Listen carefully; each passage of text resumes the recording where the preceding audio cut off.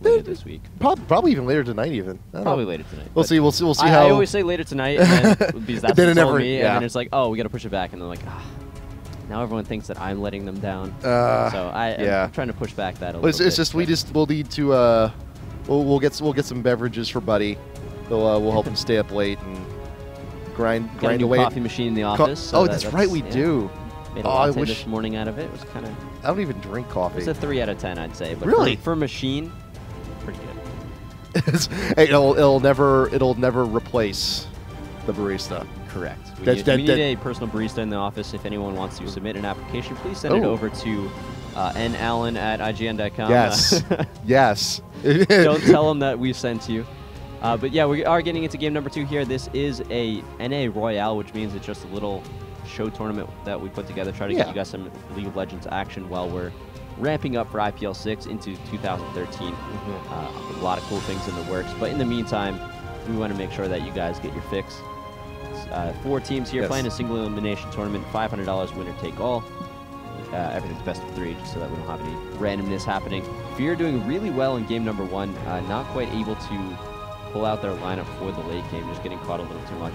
The bans relatively similar. We're going to see Rengar, Katarina, and Zyra. They don't want that support coming out there for Curse, even though they were the ones to use Zyra last game. Right, and it's a common strategy. But there's a few things left open. Lee Sin left open, Ezreal left open, but FeaR taking the Ashe away. Wow. From the frozen grasp of Curse.NA, and this is something you see quite often. You see the carries trade or the supports trade or things like that. So we'll see if Aphromu's if his ultimates are as on point. But also like all of Curse's engagements though, game number 1, it was a very cohesive unit. Maokai Twisted Advance, the target is already standing still. Well, I guess I'll just throw an arrow at you. Works. Chain CC, it's a very powerful thing. Yeah, that's what helped them win some of those later engagements. So kind of cool that we're seeing Ashe get a lot more play. We're going to see Aphromu pull him out and see if he can replace what Cop did last game. Diana coming out from Curse, once again, they had a lot of power coming out from there. The roam potential wasn't as much as we were predicting before the game, but it still was very pivotal in a lot of those plays. Oh, yeah. What you guys are watching right now, this is us casting the game, of course, but if you want to see any of the individual perspectives or some of the conversations that the teams are happening, the players themselves are also streaming some of their matches. So if you want to take a look at twitch.tv, you can see some of the other streams that are up there. Maybe put both up at the same time. We like that too. Let us know what we can help with, or what we can do to help you have a better experience. They'll be we'll be 3 minutes behind, unfortunately. But that is true. But that's don't let that dissuade you. Yeah. Don't let that dissuade you. You can look at their stream, then come back to our stream. Not look both same time. And then you can tell chat. You can be a clairvoyant. You can tell them this is X, Y, and Z are about to happen. You could. Why are we encouraging this? Because people are going to do it anyway. You could also be a wonderful member in the community and go tell your friends to come watch. Yes. Instead of spending your time. Don't be a Sam spoiler. Don't be doing that. So it looks like FeaR thought that the Elise pick in the top lane was what Boy really used to get a lot of the power. Yeah. Trying to take it away. Lulu pick once again. So Ashe Lulu looks like a combination that we're going to see a lot more of moving to Season 3, at least for now. And then that Elise top laner, just so versatile, able to, once she realizes that she's winning, continue to build those aggressive items. Or if she's not, she can build very tanky, be able to disengage from fights if needed. So a lot of flexibility coming out from Elise. That's really cool to see. We're going to see how, or we need to see how Curse is going to respond to this. And as we've mentioned before, too, in game number 1, this is preseason. We have all these delicious new items. The possibilities are indeed endless now, with everyone still tinkering around trying to find optimal builds. So we'll see. We'll see. We may see something crazy. Might see like an Ohm Wrecker on Lulu.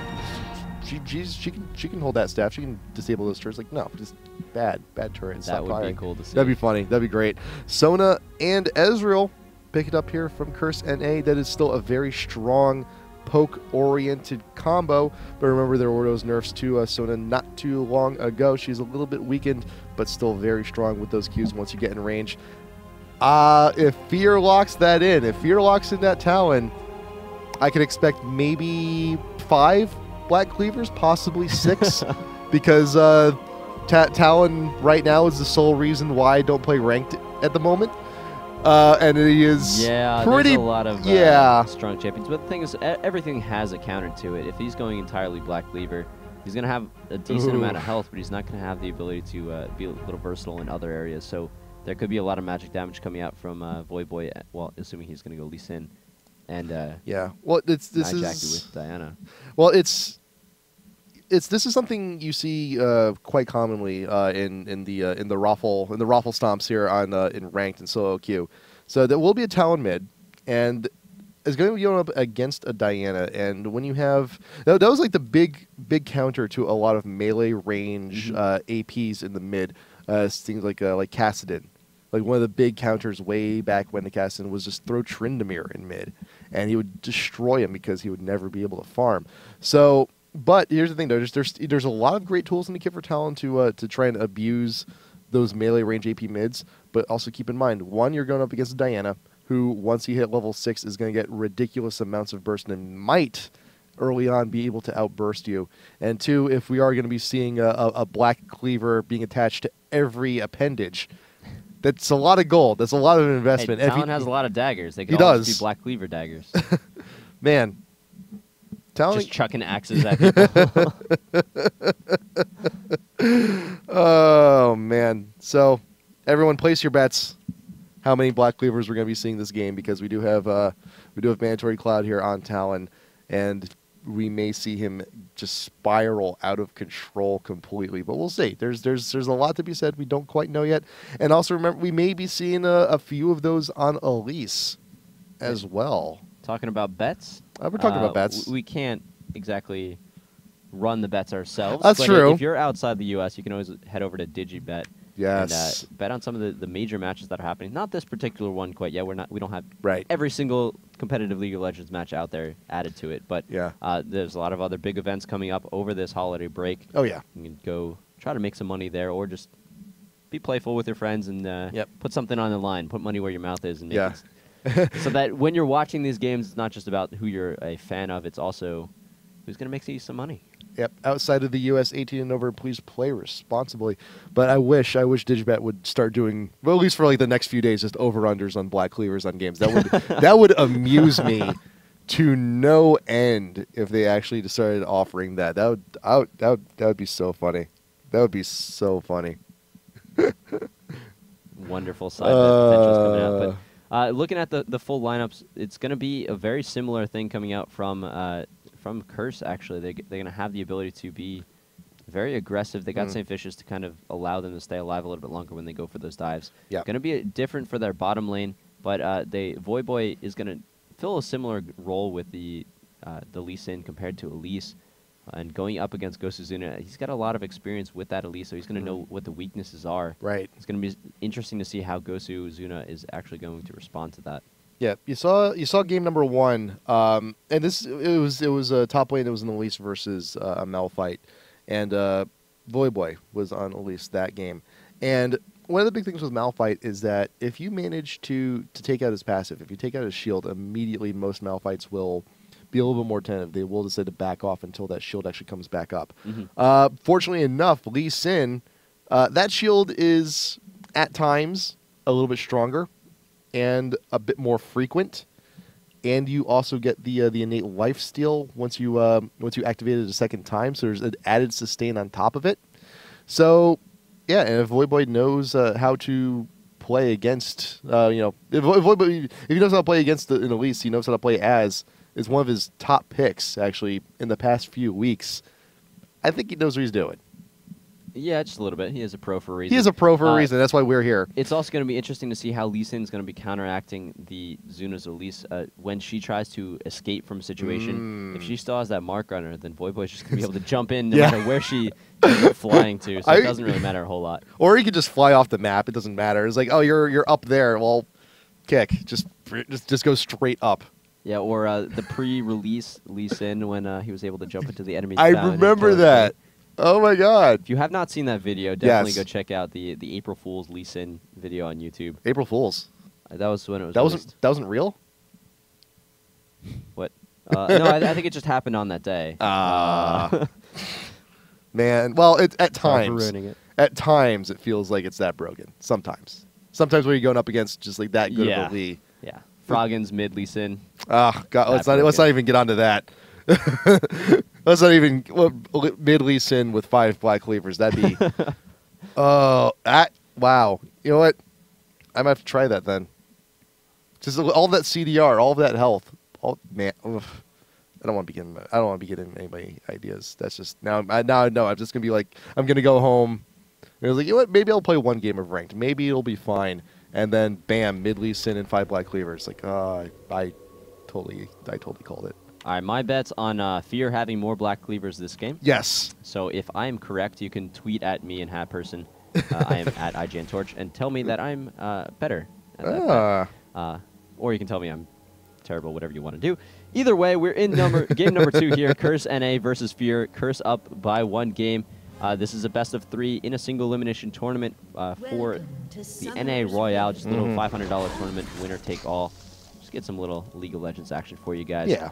Coming into this game, we see pretty similar itemization here. We see that Cop is going for that longsword earlier on. Looks like that's a kind of a trend that he's trying out a lot with his AD carries. Yeah. Meanwhile, Boots on Ashe, even though she's already got Ghost and Flash, so going for extreme mobility for that champion, just try to stay away from Ezreal as much as possible. Yep, you saw game number 1, Afro. He got a little bit too big for his britches at times. He really needed to get away. And last game, he went for just full-out party mode. He pretty much had all the potions and the ball and everything. All he was missing was those red solo cups, and he could have just had himself a huge party.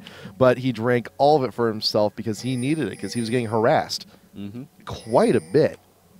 Yeah, he needs to start buying pictures of wards or pictures of potions instead of individuals.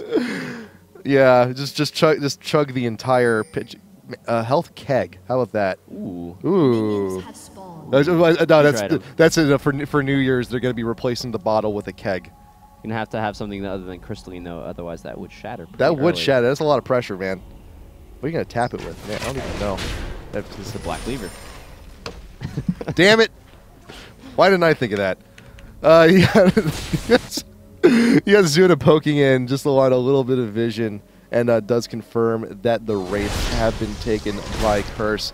And everybody, you got Voidboy and Jackie both helping out St. Vicious, being very good teammates, helping them take that red, but there is a ward in the brush there, so FeaR knows at the very least that Maokai is up on top side. Meanwhile, Xmithy actually taking his own red first, so both junglers, they're both kind of like control-oriented, like support-oriented junglers, but they're actually both going for the red first. Very interesting. Yeah, quite interesting that they're going to be having that. That's going to give their ganking path a little bit of a different potential. But we also see that without leashing, it kind of changes what path they're trying to go for. So with Maokai in the top lane, he only had 2 players to support him, the Lee Sin and the Diana coming from mid to top lane. Whereas FeaR had their 2 extra players with Aframu and Muffin Cutie in addition to their mid lane, able to help out a little bit. Both junglers kind of ending. A little bit more health for Smithy, but he hasn't finished off his blue quite yet. A little bit faster path for St. Vicious in the jungle. Yeah, and that was partially because of all that extra help they actually got there over on the red. So he will actually be taking the. But then again, he also had Smithy stopped to take the wolves first. St. Vicious grabbing his just now, and now we see both junglers. We're gonna see where they go next. They're both level 3. They both have double buff. We'll see what lane they're trying to influence next. St. Vicious is actually going to stick around, grab those wraiths, wants to hit level 4. And actually same thing for Smithy. Everyone just playing standard. The dueling in that mid lane, Najaki doing a great job against Minotaur Cloud. Yeah. Taking him down to half health. He does, Minotaur Cloud does have a couple extra potions there. Oh, but nice poke coming from Najaki. Going to keep that low, so those potions are going to get neutralized pretty quickly. Bottom lane, not a whole lot of poke coming out from either player right now. They're just focusing on that farm, staying exactly even, 18 and 18 apiece. But Muffin Cutie stealing 2 with Lulu, so overall the bottom lane doing well. Elise trying to escape, gonna actually just drop down right in the middle of things, kind of mixing things up, trying to be a little unpredictable. Zuna does take some damage. He does get forced to use his flash, but he stays alive in the moment, so that's going to be a good situation for him, especially since the wave is pushed up to his turret. He can hold that there for a little while. And keep the farm going. However, now that it's under the turret, a little harder to have that happen. It's a little bit more difficult, but with the right amount of speed, should be able. You're gonna be freezing the next. Yeah, the caster mains at the very least will be out of range, so you have a little bit more time to yourself, and that will naturally, for the next few moments, be pushing into Zuna, and hopefully might be able to force Void back, but both the top hitters though still maxed out on health actually, so they're actually doing really good for themselves. Mandatory Cloud eating a Q to the face, still whooping the dip in and out and farm, and actually you actually see Nightjackie taking a little bit of a farm lead even, which you know, considering the opposition is a little strange, but it's still early on, still a lot to tell. Elements getting pretty low on mana though. The harassment down bot cannot last forever. Mandatory Cloud being pulled on in by Nightjackie is still a level up. Xmithy on the side, waiting to see if Saint Vision comes in, and indeed he does, but unfortunately the first blood, the damage is too much from Nightjackie. The Ignite will not get the kill, will not bleed out. Wonderfully coordinated there. What did we coordinate from FeaR, Bo? Just a little too late. Yeah, Mandatory Cloud overestimating himself a little bit there. He did a lot of damage against Nightjackie. Good showing for him that he's getting the dueling potential out, but when you get taken out like that and you don't turn it into a kill, that's when you're going to start falling behind. Yeah. 5.5 minutes in, about 600k gold, or well, 600k. 600k, that's a lot. 600 gold advantage for Curse. Pretty good for the laning phase. That's pretty much just that first blood action. I want to highlight that gank that we saw from or gank attempt that we saw from Saint Vicious in the top lane. Yeah. They weren't actually able to kill Zuna. They forced out the flash, however, which is good. It's a good setup. But more importantly than that, they gave Voidboy a little bit of breathing room that he was able to put the ward down in the enemy jungle. So he's going to know any sort of path that Smithy takes to come up to him. With that, he's going to be extremely safe. And with all the potions that he's got in his inventory, he's actually got 2 slots full of them. That means he's going to want to stick around as long as possible. He's going to want to be very aggressive, take a little bit of damage, maybe even from the turret, but just heal it up again. So that play, there's a lot more going on than what is immediately evident. And that's what we really see out of a lot of these pros. That's why it's so interesting to watch them play. And that's really what separates them. Because when I go for a gank or something, like, hey, do we kill them? No, well, that's fine. Well, we got a flash out of him, so it's still good. A lot of people don't think about the motions afterwards. Like, no, now we've cleared out this part of the jungle. We've made someone top lane back. We can now save a little bit more safely, invade, go in for something like their blue, possibly put some wars down. It's what you do afterwards, which really it's one of the many things that really separates the pros from everybody else. Like us. Like us. Yeah, we're just sitting here. It's not too much. Talking about betting on Black Cleavers, that's all we're doing. We haven't seen any yet. I'm very disappointed. They haven't acquired the money yet. We're still working on the student loans here. Mandatory Cloud needs a little bit. He actually needs a lot more. He's got 1 longsword, so that's halfway to the brutalizer at least. Almost so we're like a fifth of the way there. We just need some time. Yeah, or you could be going Vamp Scepter. You never know. There's a lot more variability for where those longswords can go into as well now. But now we see though actually that both of our mids are 6. And Mandatory Cloud clearly hesitant because he knows that he needs to be a little more careful because that burst from Diana with that ultimate can be huge. Looking at the items though, once again, you got the emblem over onto Muffin Kitty. He actually bought that first item last game also. Yeah, see where that goes. Choice there from the support. He doesn't go for that sight stone earlier on, so he's going to be spending a lot of extra gold on the wards in the beginning of the game.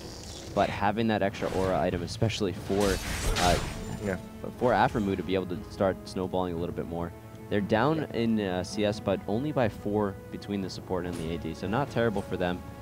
They're going to be in a good situation if they can get a little bit more control. We see that Ezreal had to back a little bit, so now's the time for them to catch up a little bit. Great poke coming out from Nightjackie. He's going to be able to get Mandatory Cloud down to half health. Not as much regeneration available for him anymore. He's going to back off and see if he can grab the blue buff or help Cho'Gath with his own.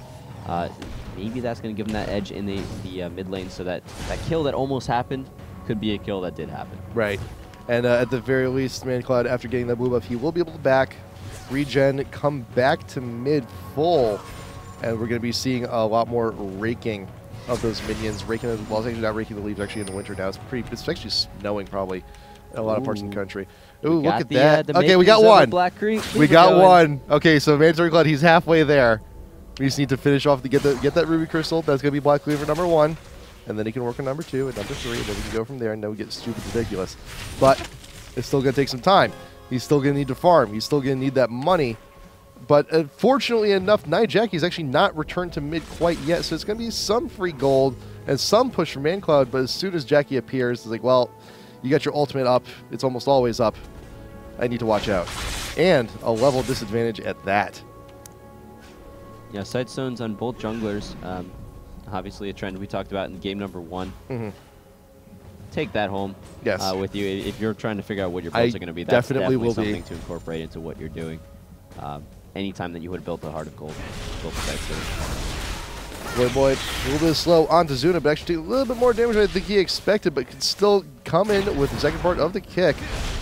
And he still has the shield. Remember, you do get some lifesteal off of the second activation, so you can definitely use some of that to come back and stay a ever-fighting presence there in top lane. Element's caught with one tail end of the volley here in bot, but he is level 6. He has his ultimate up as well. Everyone actually in the game ding 6 at the very least, and now all the ultimates are up and ready to go in case any invades, any ganks, anything of the like, any engagements. And remember too, after move at the very least, Ashe, he's going to be calling the shots this time around. If he lands that arrow, now the glove actually may be on FeaR's hand.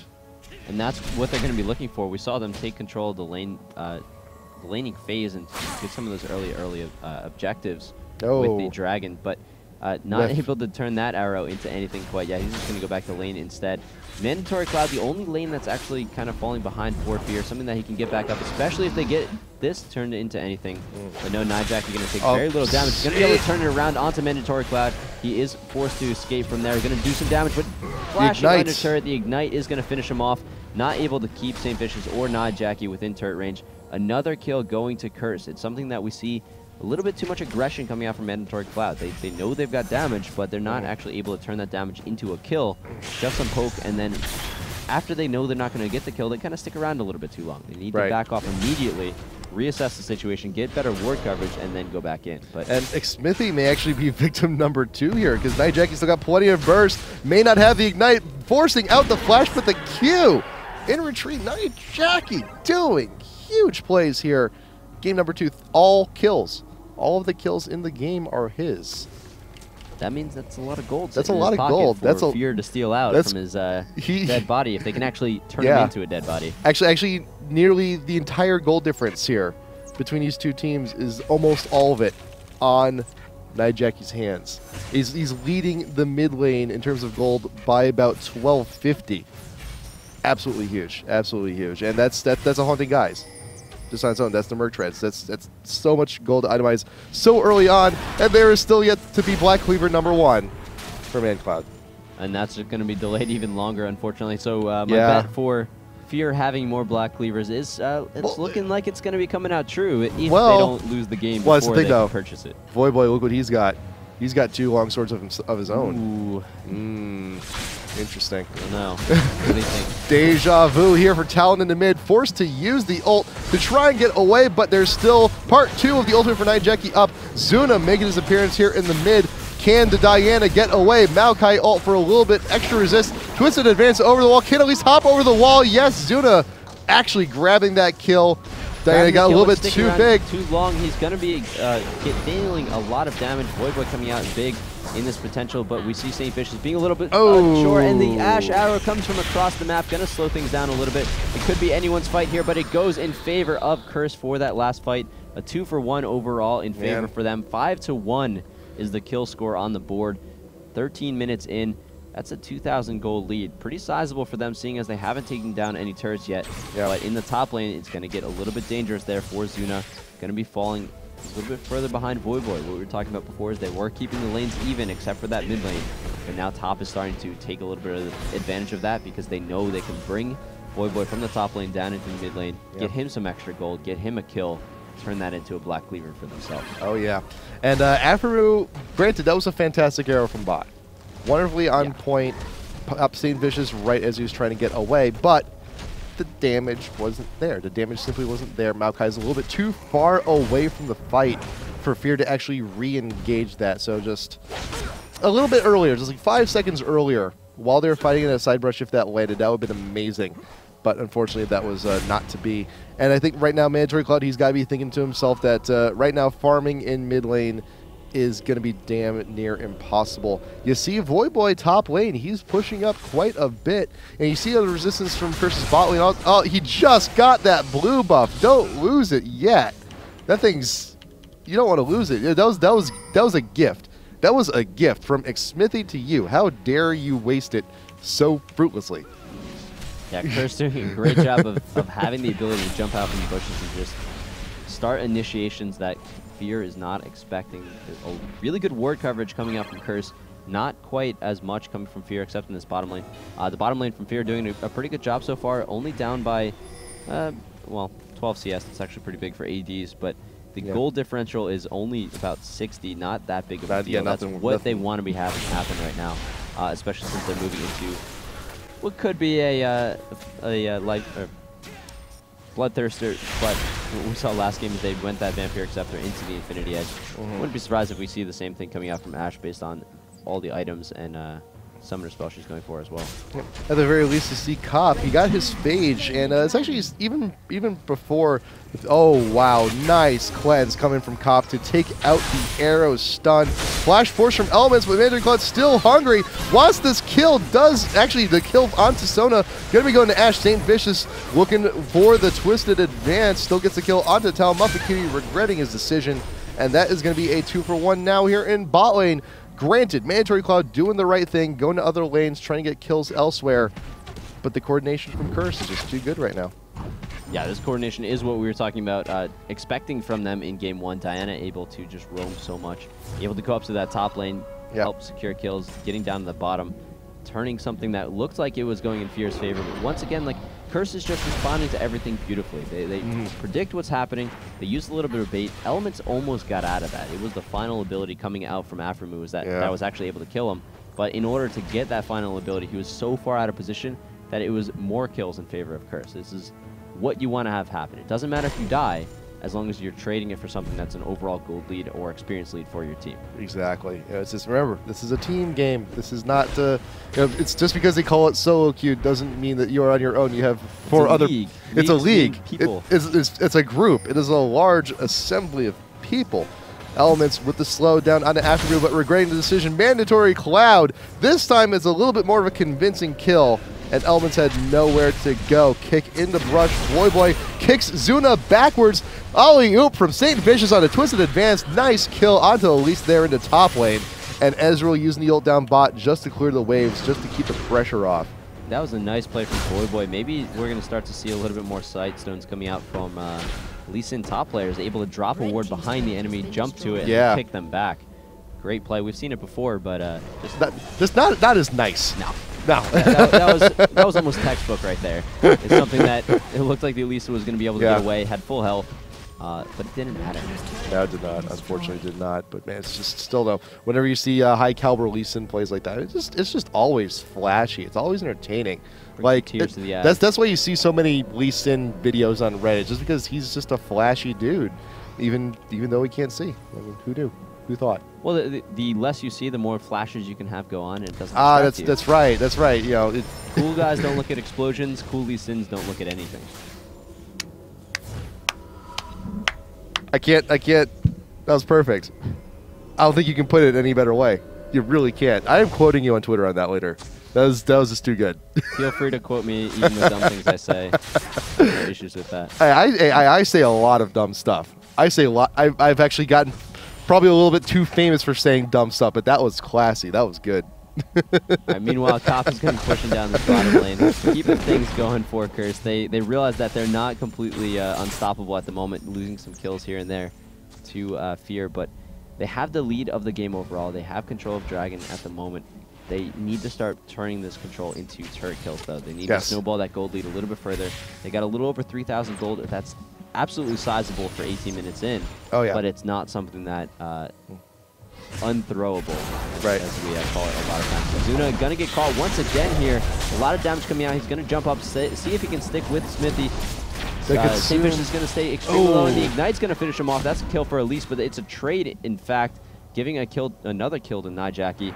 He's sitting on 6-1. Very good positioning for him. The turret's almost down. Wow. Smithy gets pushed behind the line, and that's going to be a final kill for Nijaki. Having to use that cold ultimate doesn't matter because they're able to keep the damage going. And another kill on Talon.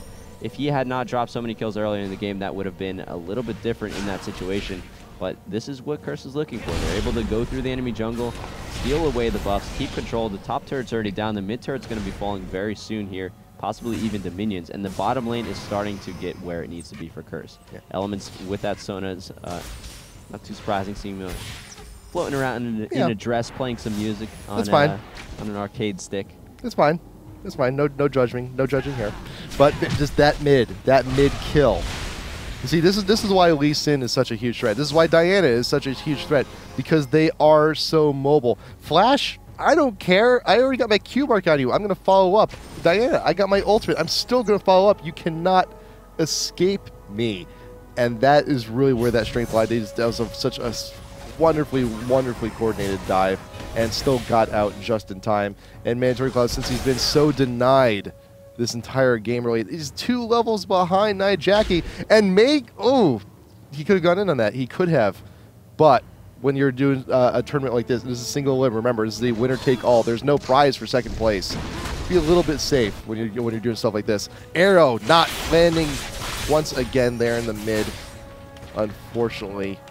Yeah, a little bit of desperation coming out from FeaR, but the thing is that in a situation like that, they're not going to need the arrow for another 60 seconds. It will be back up by the time they are looking to have it happen again.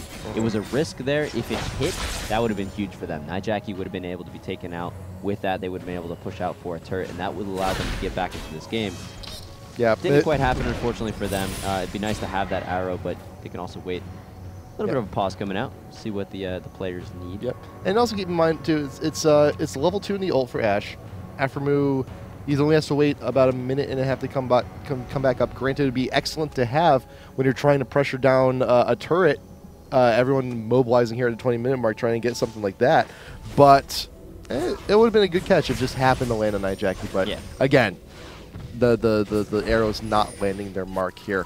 And also remember that Maokai is actually still on Curse. Oh, Muffin Cutie following up the pullback with the Twisted Advance on Maokai. You also have the Sona ult from Elements, keeping the Lulu still. There's a lot used just to get that support kill, but you do have the follow-up. Xmithie out of position off on the side. Jackie now out in front. Consume not able to get the Lee Sin kill, but the Rake is enough. Rupture keeping everyone in Curse off on that side. Brush popped up. They will not be able to pursue anymore, but it has now made it at the very least even kill for kill. Yeah, that was a pretty good pickup from FeaR. They were able to kind of bait in Curse. Right. Taking down Voyboy is huge for them. That's the first time he died. Didn't have that multi-kill gold on him, but it doesn't matter because it's still going to make it a little bit easier for them. Keeping only the Brutalize, and we do have a Black Cleaver out there from Talon. Sorry we didn't highlight it as soon as it came up, and there's where we're going to see a little bit of effect coming from it. Not able to pick off Cop when he needs to. The ult coming out from him, not able to hit Talon, just barely. But if you take a look at his health, it is a blinking red bar. It is sub it's 2 digits. He was definitely 2 digits. Wow. Good attempt there. This is the point that FeaR is at right now. If you are below 75%, you are within burst range for Curse. You have, if you want to, depending on who it is, if you're below like 95%, you're still within. Well, even then, I look at Xmithie though. I mean, he's like, how many stacks does he have? He has 3 stacks. If he died, he already died once. If he dies again, he's gonna be a very tiny Cho. He'll be in burst range once again.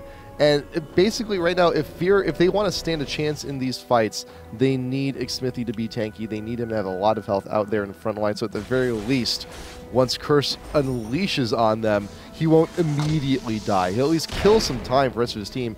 But we saw Muffin got caught out. You saw Aphromoo couldn't really do a whole hell of a lot.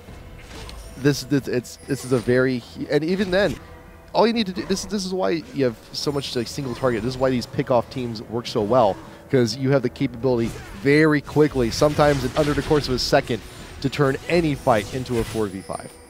And that's what FeaR is going to be looking for completely. They had the opposite situation last game where they were sitting on the gold lead, moving into the mid game, then they got kind of out of position. So that's going to be what they're going to be looking to have happen against Curse. If they can grab Voyboy, if they can grab Jackie in a position where the rest of the team can't support them, they can start to turn that into kills. They can get Xmithie the stacks he needs on Feast so that he is that tank like you're talking about needing. Muffin Cutie is there to kind of keep anyone alive that needs to be, assuming that they have a good initiation. There goes another Ash Hour. Didn't quite hit anyone. If it had, that would have been a different story, but Voyboy sensing the fear that they need to group up. They can't let something dangerous happen. The turret's already low anyway, so if they just start the siege, they're going to be able to take down this first turret. With that first turret going down, they can start to take a lot of ground control. They already got the dragon out of the jungle, so sitting on almost a 7,500 gold lead, about to become almost a 9,000 gold lead.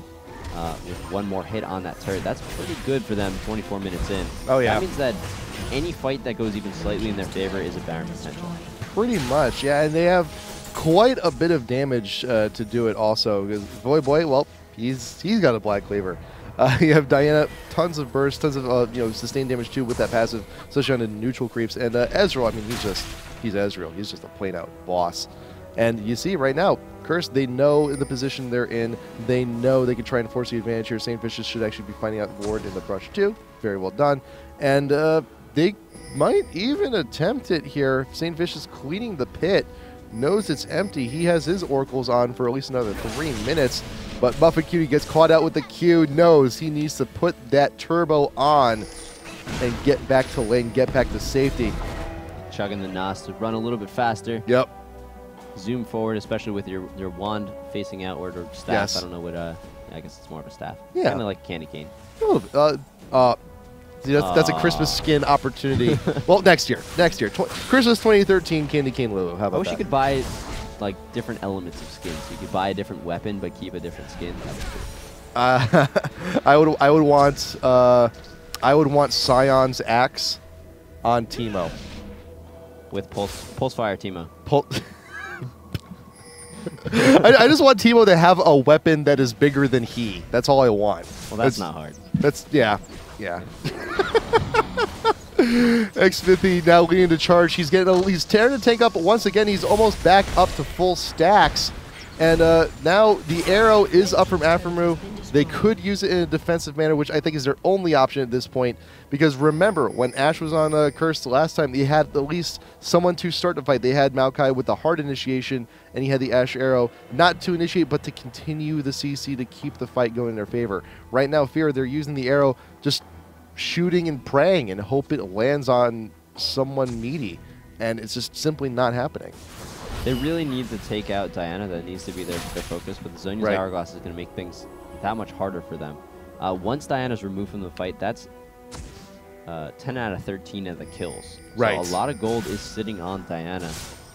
3,000. 3,000 of that gold lead for them, whereas they haven't even broken 8,000 on the FeaR side. Yikes. So if they can take Diana out of the fight, it becomes even once again. And with that, there's a lot of AD damage coming. Oh, man. AD, I guess. Look at this mobilization from Curse. They're actually looking to force FeaR out of retreating to their own base. Saintfish is out in front. The rest of the team got ruptured, but he's still out there, and FeaR still in FeaR. They have a decent wave pushing down to bot tier 2. That's their only option, I think, at this point. Ezreal ult going to be clearing down some of the minions, not going to be all, but this is a race. Can FeaR use bot lane as a decent escape route? You have the rupture popping up. Jackie temporarily polymorph, but there's a Zhonya's perfectly timed. That's actually beautiful for FeaR. They're able to burn the Zhonya's cooldown from Curse. That gives them a little flexibility where if they get into an engagement in the next 60 seconds, they could feasibly win it. And one fight for them could completely change the pace of this game and give them a lot more control. Yep. Aegis just got picked up by Lulu. That's going to be a lot more armor coming out from the FeaR lineup. Grabbing another Oracle so that they have vision as well. They can start to take control over the Baron pit. And then with that Frozen Heart available, like I was saying before, there's a lot of AD coming out from Curse. If they can take Diana down, that Frozen Heart has that much more of an effect for the overall team. Voyboy going back top lane wants to clear out that wave. He needs to start saving for his second Black Cleaver. He needs to get that pretty soon. The Mandatory Cloud regretting the decision immediately. The ultimate cannot save you there because you were still marked. No escape from the Voyboy. Voyboy does not need to escape. Wherever he is safe for him. This is going to be a Baron attempt coming out from Curse. Smart move from them. 5 versus 4. No ultimates. Well, Voyboy's ultimate. But other than that, no ultimates that have been burned for them. They're going to be able to engage it very nicely. Zuna being the first to go in. Gets chunked down to half health before the rest of the team even comes to fight. That's going to be a dead Elise. Aphromoo is also going to be trying to run as well. Flash and Ghost being burnt. He's going to try to get away from here. Nice dodge there as well to both abilities coming out from Curse. But the Twisted Advance brings him in. That's going to lock him up. And the ultimate kill from Voyboy finishes him off. They're going to be able to return to Baron now on a 5v3 situation. Even better than last time. So exactly. Looked like they wanted to delay the Baron. They did. But now they delayed it in a situation that's even better for Curse. So kind of just throwing some more dollar bills on the ground for Curse to pick up here and there. And unfortunately, our screen Baron is temporarily invisible, but I assure you he's there. and he's crying to his parents. Just believe me on that one. But yeah, as we mentioned before, the burst range that FeaR needs to stay away from. Well, now it's at full health, so now it can be bursted down no matter what. Sona ult, keeping Smithy and Muffet Cutie still, and the Lulu will not be able to escape. You will be losing that Oracles. There's nothing you can do about it. Curse.NA with the Baron buff, still incredibly healthy. Now returning back to the mid, and this is really their game to lose. They are 11K in the lead right now. Nowhere near that 600K, but that's still damn fine. You gotta have goals. You gotta have gold. So goals. Yeah, goals. So your goal is to be 600K more than the enemy team. Maybe you're only gonna get 11 this game, but you're still making progress. Next game, you gotta try to be 12K gold above the enemy team. Yeah. All just baby steps. Incremental, just So eventually, if we ever hit the 3-day long game of LoL, maybe one day, and then. But then it would also be kind of disturbing to have one game, not even one match, just one game throughout an entire weekend. That's endurance. I don't know. And we need to get it to the point where we're playing live League of Legends, where we go outside and actually run around in the field. But that's not going to happen anytime soon. Now, these gamers are quite content staying in warm conditions wherever they're most comfortable. I believe some paintball ground somewhere in America, someone's doing that right now. But unfortunately for Muffet Kitty, once again, caught out from beyond the turret. The chase is too much. Curse is too strong. Ash Hour coming in from across the map. Hey, you got cop. Yeah, and Ash Hour lands, but a little bit too late. Yeah. He's already back to almost full health, and they've got a decent minion wave here. Afrim are going to try to go for that race, but he's a little bit behind. He's going to be trading an inhibitor turret for a Nexus turret. Not what you want to have happen, especially since the Twisted Dance is going to tie up two enemy champions. That's Elise and Talon going down. Only Smithy here to defend. First Nexus turret has gone. Saintfish is actually... Will he be able to 1v1, though? I think so. He might actually be able to take out Afrim just on his own. Yeah, screw the Nexus. I want to watch this fight. Still got it. They couldn't have at least waited. That's very disrespectful. So rude. So rude. But you know what? That's a quick 2-0 from Curse. Convincing. Extremely convincing play coming in from Curse. And this is I feel like this is a brand new attitude coming in from Curse, because they've been showing up very strong lately. Yeah, and that's what we like to see. Some of the teams that were really strong about a year ago are now starting to regain their footing. They figured out some of the kinks that they had in their play back in Season 2 or the end of Season 2. They're going to be going into Season 3. We're going to be seeing matches out of them every single week. It's going to be really awesome for all the content that's going to be coming out. And with those matches happening, all the teams are going to get a lot of really high-quality practice with each other. So we're going to see the North American scene start to elevate a little bit more, since there's going to be huge interest in them helping each other. At least I hope. Are you saying NA is actually going to do well against other teams? Don't quote me on anything. Thinking about that a little bit more, I'm realizing that Korea is also playing against each other. Yeah. Yeah. Well, no, in all seriousness, what Riot is doing with Season 3 is exactly what needs to happen. Right. Maybe we're not going to see the effects of it in Season 3 for North America, but it's setting the stage for Season 4, Season 5, Season 6, Season 29 a few years from now, when we actually have more views in the Super Bowl, which is not too far off. It's really not. It's growing really quickly. It's actually way way into our grasp than you may think. Esports is huge, man. Esports is we actually just got a little bit of a peek of our IPL 5 numbers, and like, wow, do we really have that many people watching? Yeah, it was pretty incredible. It's pretty huge.